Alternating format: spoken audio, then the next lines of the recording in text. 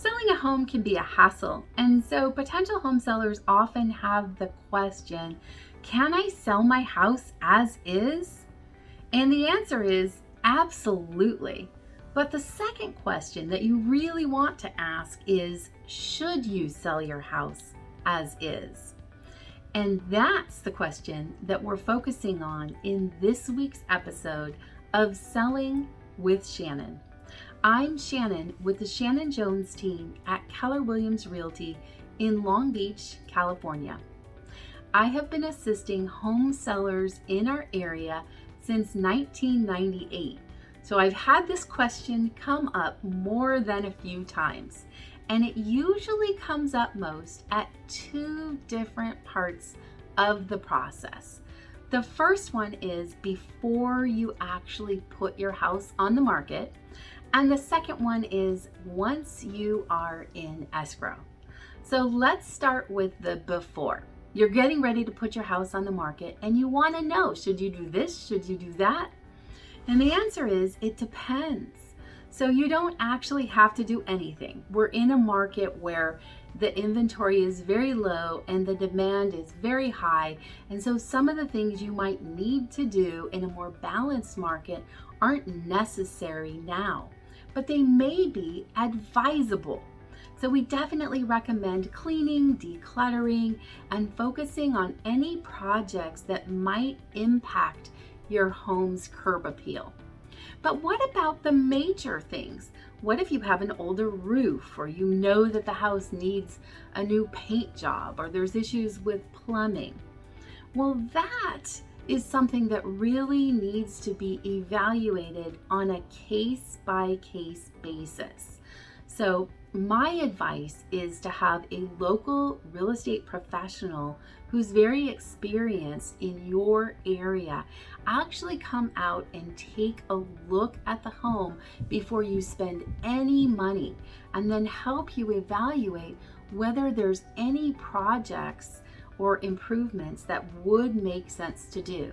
You want to make sure before you spend the money that you're going to recoup at least what you're spending, because otherwise, what's the point of spending it? Okay, let's move to once you're in escrow, you've accepted an offer. Can you sell it as is? So the purchase agreement in California actually says that the property's being sold in its present physical condition, or as is, but it gives the buyer the right to do an investigation or an inspection, and then it gives the buyer the right to make a reasonable repair request. Now, everybody's idea of reasonable is different, and again, since we're in a seller's market, some of the things that you as a seller might do in a different market, you may choose to not do now. But I definitely recommend evaluating every request on a case-by-case basis.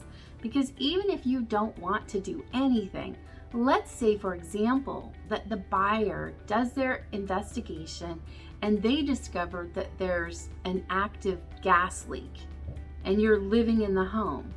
Is that something that you might want to repair? Yeah, probably. So again, evaluate their request, determine if it's reasonable. And one of the rules of thumb is to look at, if this buyer goes away and we sell the home to someone else, is it likely that this will be an issue for the next buyer also?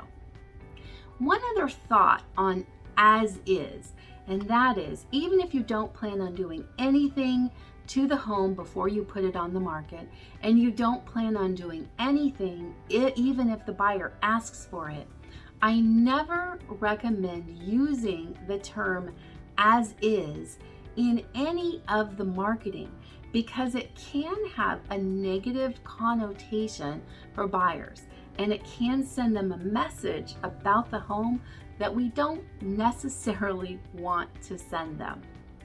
If you've got any other questions about selling your home as is, or any other questions about the market or the process, definitely reach out and let me know. I'm going to include a link below to our home seller's guide. We've recently updated it, and there's lots of great information on selling your home in our current market. If you found this video helpful and you want to see our next episode, be sure to subscribe to our channel, and then you'll get future updates. Thanks for watching.